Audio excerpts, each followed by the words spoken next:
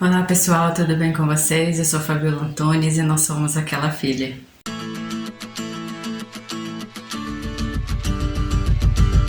E aí, já fez seu devocional hoje? Estamos estudando o livro de Atos. Toda segunda e quarta-feira nós temos vídeo às 19 horas no horário de Brasília. Você tem acompanhado esse estudo? Se você perdeu algum vídeo, nós temos uma playlist aqui no canal, o livro de Atos, e lá estão todos os vídeos que nós já fizemos dos capítulos de Atos. No vídeo passado nós falamos sobre a cura de Enéas e a ressurreição de Dorcas, que Deus realizou através da vida de Pedro. Vimos que a cura precisa ter um objetivo, que é apresentar Jesus para aqueles que ainda não o conhecem. Mostrar que é somente através dele, de Jesus, que nós temos a vida eterna, que é muito melhor do que qualquer cura física. Antes de entrarmos no estudo de hoje, eu vou pedir para que vocês se inscrevam no canal se ainda não forem inscritos, ativem o sininho de notificações, curta, comenta, compartilha, assim o YouTube entende que esse vídeo é relevante e envia para mais pessoas. Hoje começaremos o capítulo 10 de Atos e esse capítulo vai contar a história de Cornélio. Ele era um capitão estrangeiro, não era judeu. Ele ajudava os necessitados e sempre orava a Deus. E certo dia Cornélio teve uma visão de um anjo que disse para ele que Deus via o que ele fazia e que conhecia as orações e as esmolas que Cornélio dava. Vamos ler Atos dos versos 1 ao 7. Morava em Cesareia um oficial do exército romano chamado Cornélio, capitão do regimento italiano. Era um homem devoto e temente a Deus, como era também toda a sua família. Dava aos pobres esmolas generosas e sempre orava ao Senhor. Certa tarde, por volta das 3 horas, teve uma visão, na qual viu um anjo de Deus vir em sua direção e dizer: Cornélio. Temeroso, Cornélio olhou fixamente para o anjo e perguntou: Que é, Senhor? E o anjo respondeu: Suas orações e esmolas subiram até Deus, e ele as guarda na memória. Agora envie alguns homens a Jope e manda buscar Simão, também chamado Pedro. Ele está hospedado com Simão, um homem que trabalha com couro, e mora à beira do mar.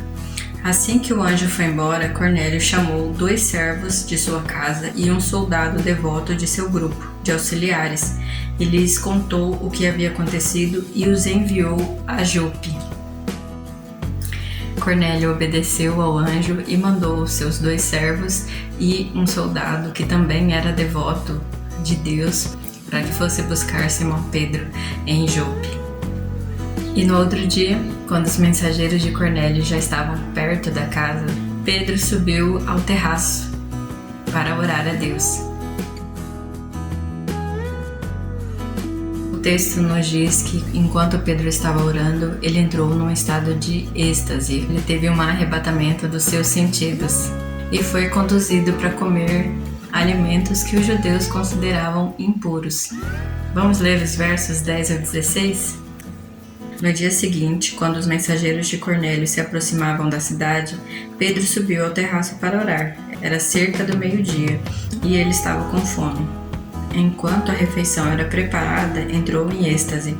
Viu o céu aberto e algo semelhante a um grande lençol ser baixado por suas 4 pontas. No lençol havia toda espécie de animais, répteis e aves. Então a voz disse: Levanta-se, Pedro, mate e coma. De modo nenhum, Senhor, respondeu Pedro. Jamais comi coisa alguma que fosse considerada impura ou imprópria. Mas a voz falou novamente: Não chame de impuro o que Deus purificou. A mesma visão se repetiu 3 vezes. Então, subitamente, o lençol foi recolhido ao céu. No Antigo Testamento, os judeus eram proibidos de comer certos tipos de carne. Então, quando a visão mostra para que Pedro matasse e comesse de todos aqueles animais que ali estavam, Pedro viu que entre os animais puros estavam os animais impuros também. E ele disse que não faria isso, que ele nunca comeu nada impuro e que não comeria. Os judeus não comem todos os tipos de carne. Porco, por exemplo, é uma carne que os judeus não comem. principalmente aqueles que não aceitaram a Jesus como seu único e suficiente Salvador. Então, no Antigo Testamento vai falar sobre esses tipos de carne que eram proibidos para os judeus comerem. E aqui nesse texto nós vemos que Deus mandou que Pedro comesse de todos os animais que estavam ali, matasse e comesse. E Pedro não queria fazer isso. E a voz disse para Pedro não chamar de impuro aquilo que Deus santificou, que Deus purificou. E você, tem algum alimento que você considera impuro? As leis foram dadas para o povo de Deus, para os israelitas no caminho, enquanto eles estavam no deserto, no caminho para a terra prometida. Então a proibição de Deus para que eles não comessem certos tipos de carne era para a proteção deles, para que eles não acabassem se contaminando por vermes ou bactérias.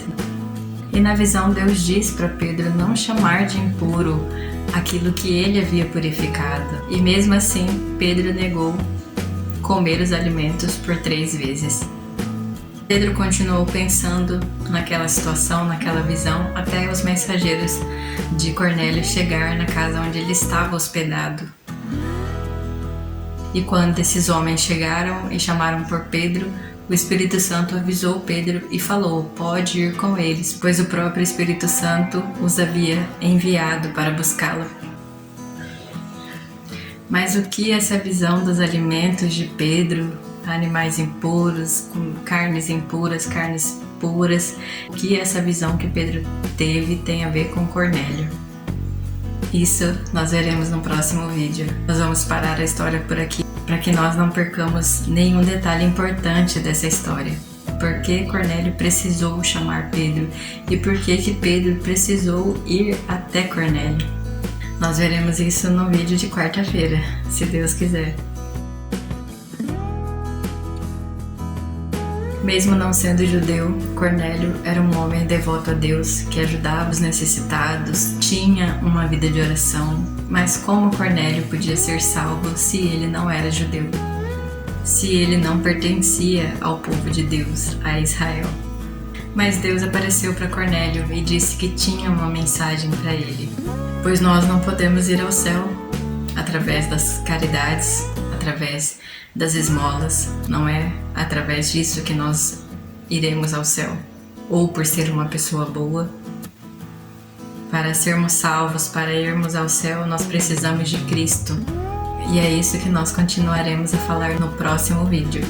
A mensagem que Deus tinha para Cornélio.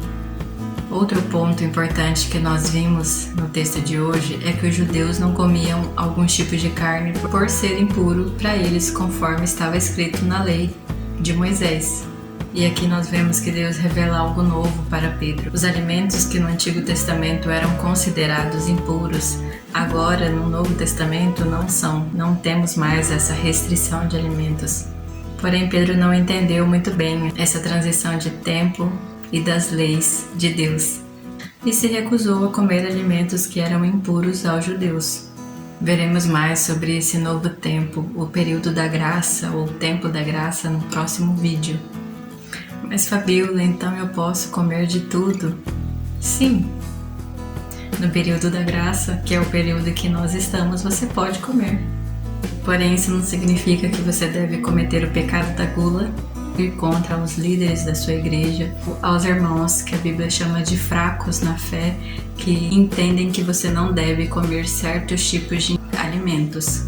O capítulo 8 de 1 Coríntios vai falar sobre os alimentos sacrificados a ídolos. Muitas pessoas que não comem certos tipos de comida por serem sacrificadas a ídolos, elas consideram que esses alimentos são errados.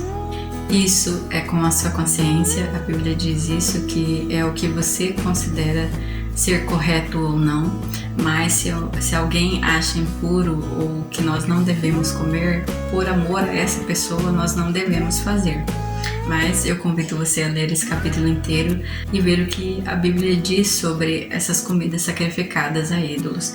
Nós vamos ler do 8 ao 13, que diz assim: Não obtemos a aprovação de Deus pelo que comemos, não perdemos nada se não comermos, e se comermos, nada ganhamos. Contudo, tenham cuidado para que a sua liberdade não leve outros de consciência mais fraca a tropeçar. Pois se alguém ver você, que se diz ter um conhecimento superior, comer no templo de um ídolo, acaso não será conduzido a contaminar sua própria consciência ao ingerir alimentos oferecidos a ídolos? Assim, por causa do seu conhecimento superior, um irmão fraco, pelo qual Cristo morreu, acaba se perdendo. E quando vocês pecam contra outros irmãos, incentivando-os a fazer algo que eles consideram errados, pecam contra Cristo. Portanto, se aquilo que eu como faz meu irmão pecar, nunca mais comerei carne, pois não quero fazer o meu irmão tropeçar.